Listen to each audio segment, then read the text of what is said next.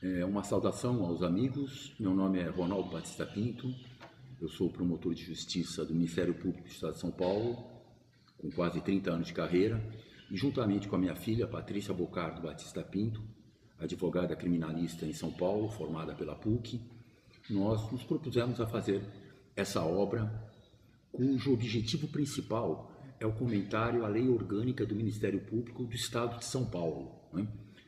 Nem todos os estados da federação possuem leis orgânicas, não é? Alguns membros do Ministério Público de outros estados se regem pelos estatutos dos funcionários, mas no estado de São Paulo especificamente há uma lei orgânica estadual, a Lei Complementar 734 de 1993, e essa lei orgânica é inclusive matéria de concurso, né?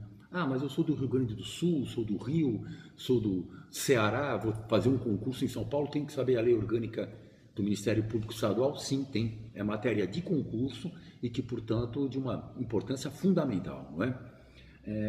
A nossa ideia foi comentar cada um dos artigos dessa lei orgânica.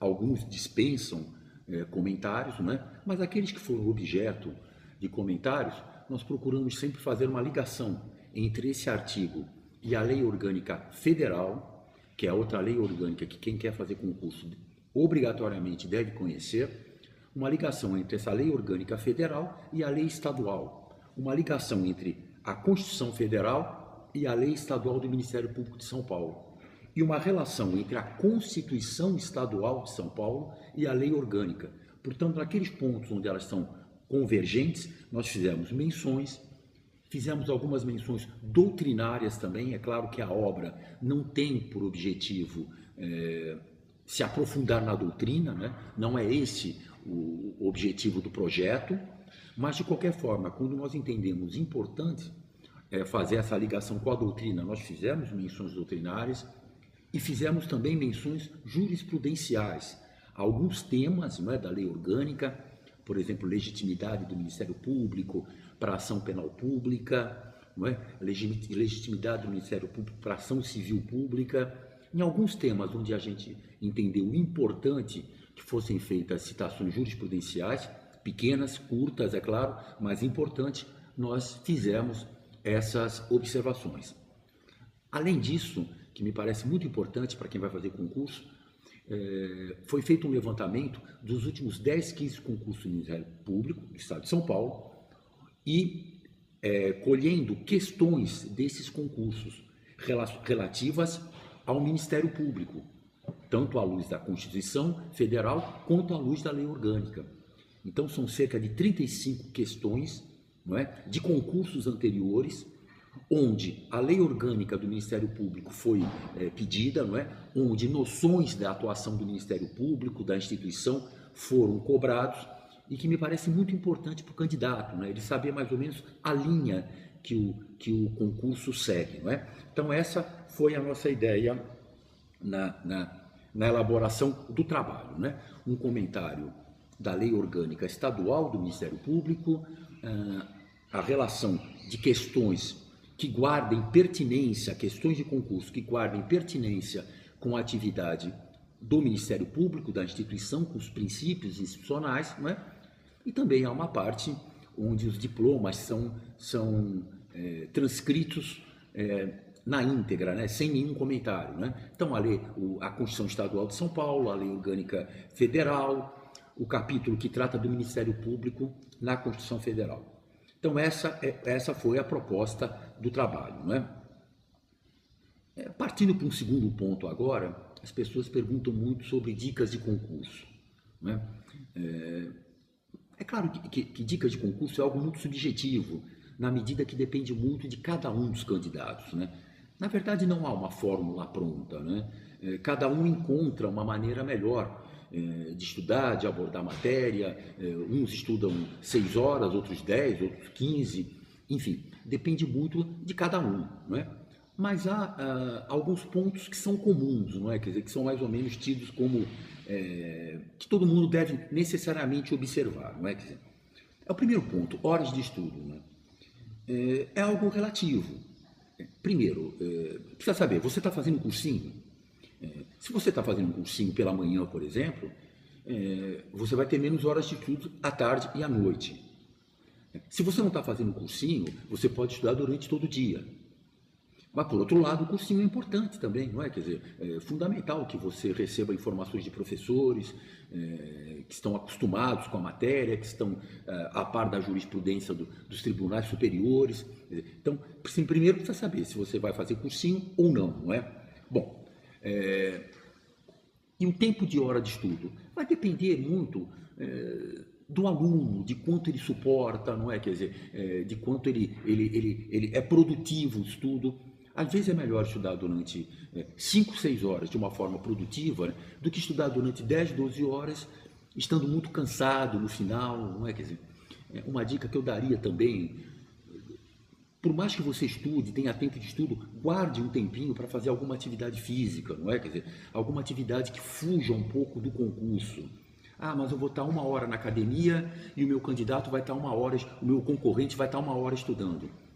Só que aquela 1 hora na academia vai te dar força para estudar muito mais tempo depois, não é? Quer dizer, com um preparo físico melhor, com uma cabeça melhor, estando melhor fisicamente, estando melhor psicologicamente, não é? Quer dizer, então, o sucesso ou não no concurso, na aprovação, não é algo que dependa só de horas de estudo, não é? Quer dizer, muito mais do que o tempo gasto, me parece importante a qualidade que você imprimiu durante aquele tempo, não é? Repito, acho que é mais importante estudar de uma forma intensa, produtiva, durante 6 horas diárias, você faz um cursinho de manhã, estuda 6 horas diárias, ou 7, do que ficar o dia inteiro estudando, mas perdendo 3, 4 horas, porque já foi abatido pelo cansaço, já não aguenta mais estudar, enfim.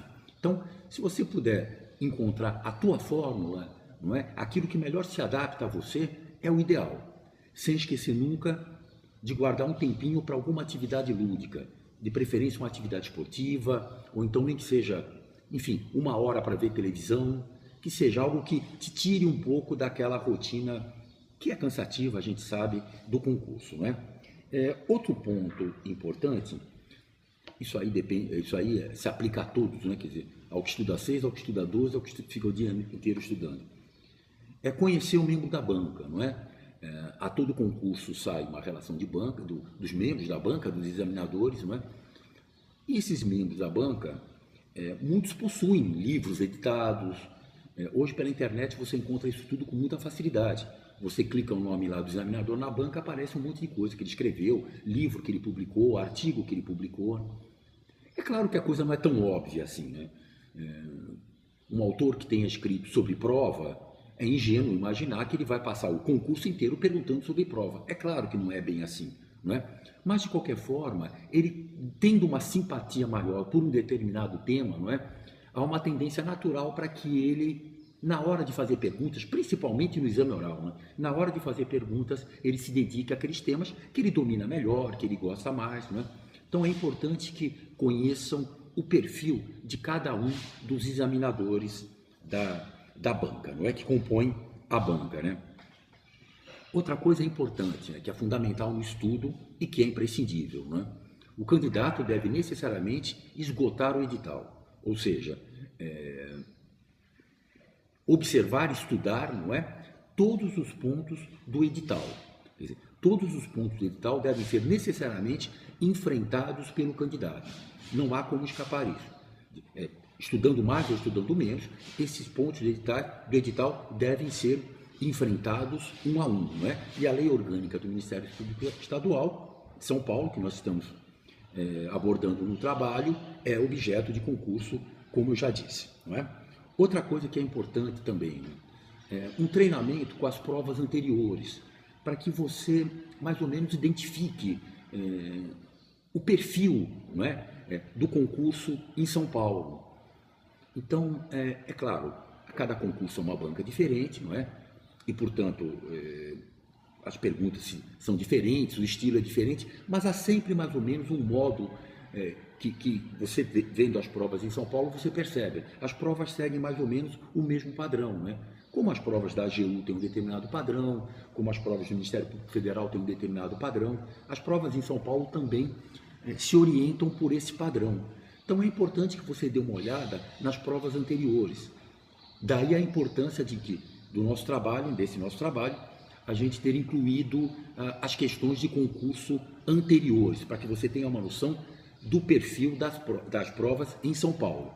Claro que a gente só abordou aquilo que tem relação com a lei orgânica do Ministério Público, não transcrevemos todas as provas, mas isso pode ser encontrado no site. O site do Ministério Público do Estado de São Paulo, clica lá no Google MP São Paulo, tem lá uma seção só de concursos, não é? E você tem acesso às provas dos últimos 10, 15 concursos aqui em São Paulo, não é? Bom, o que mais que a gente podia falar? Outra coisa que é importante também, né? Ao estudar com livro de doutrina, procure também ter um código comentado ao seu lado, que dessa forma você pode fazer a relação imediata entre aquilo que você está estudando e aquilo que está no código, né? Então, eu vou estudar Direito Penal, Legítima Defesa. Então, você vai encontrar uma doutrina grande sobre legítima defesa em qualquer desses manuais clássicos aí de direito penal. Então, tem lá a doutrina. Se você puder, ao mesmo tempo, ter um código comentado, onde se comenta a legítima defesa lá no Código Penal, é importante. Por quê? Porque você vai ter, nesse código comentado, lições de jurisprudência, né? A jurisprudência atual sobre aquele determinado tema, né? Você vai poder encontrar uma visão talvez um pouco diferente daquele autor do código, o que também é importante, né? Então isso tudo, você fazer essa relação entre a doutrina que você pega no livro de doutrina e um código comentado é muito importante. Aquilo te facilita a memorização, não é? Te dá uma visão mais aberta, não é? Aponta os caminhos jurisprudenciais daquele tema, da legítima defesa, que me parecem importantes num concurso. Um outro ponto que eu acho relevante também é que o candidato acompanhe decisões principalmente tribunais superiores, né? Ou seja, o Supremo Tribunal Federal e o STJ, né? O Superior Tribunal de Justiça. Ambos tribunais, o STF, o STJ, vocês sabem, emitem boletins que você pode receber no teu e-mail. Basta fazer um cadastro lá, vem automaticamente no teu e-mail esses boletins, né? E esses boletins, eles têm o que há de mais atualizado na jurisprudência. Se você faz um cursinho, o professor, saindo a decisão ontem do Supremo, ele vai falar na aula de hoje. Tudo bem. Agora, muitos já fizeram um cursinho, não é? Não querem tornar a fazer um cursinho novamente, querem estudar só em casa. Outros acharam melhor nem fazer o cursinho, já começar estudando só em casa, sem a ajuda de um cursinho. Não sei o que é melhor, vai depender de cada um.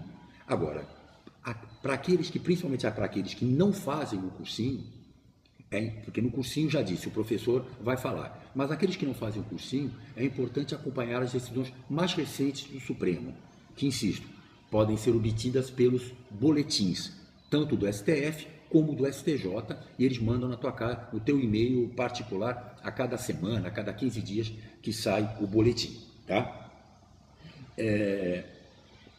Enfim, já disse que cada aluno vai encontrar a sua melhor fórmula de estudo. Se perguntar para mim como que foi a minha forma, foi uma. Se perguntar para um outro colega promotor, foi outra. Se perguntar para o juiz da sua comarca, aí, foi outra. É difícil você estipular uma fórmula, qual que é a melhor, não é? A melhor é aquela que se adapta melhor a você. O que nós procuramos fazer é dar umas dicas gerais que independente do teu jeito de estudar, elas devem ser observadas, não é?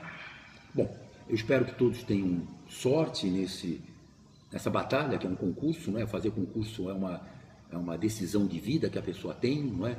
Onde ela se abdica de uma série de outras coisas, de outros prazeres que as pessoas geralmente têm, não é? Com o objetivo de atingir um objetivo maior, que é ser aprovado no concurso, não é? Quer dizer, mas que depois de aprovado também você vai ver que todo aquele esforço que você teve valeu a pena, não é? Eu costumo dizer que no começo do século passado, né, lá no 1900 e pouco, né, era muito comum que você via aquelas cenas de Nova York, daqueles grandes prédios americanos, né, e o sujeito tinha um fio de aço e atravessava de um prédio para outro, né, quer dizer, percorria lá 30, 40 metros. Né. Aí uma vez perguntaram para um deles, né, como é que você faz para conseguir equilibrar num fio a 100 metros de altura, né, e chegar do outro lado? A forma que eu tenho é a seguinte: é não olhar para o lado, só olhar para frente. Eu acho que concurso é um pouco isso, não é? Quer dizer, é sempre o olhar para frente. Então, para você ser aprovado no concurso, o primeiro ponto, mais importante de todos, é confiar em você, confiar no teu taco, não é? Quer dizer, acreditar em você. Agora, acreditar em você não adianta só ficar falando todo dia, eu acredito em mim, eu acredito em mim, eu acredito em mim. Também não vai ser aprovado. É acreditar em você e, além disso, claro, estudar muito, ter muita disciplina, se esforçar muito, mas pensar que a aprovação no concurso é algo que depende só de você, tá ok? Então, com essas palavras, eu desejo boa sorte a todos, espero que gostem desse trabalho.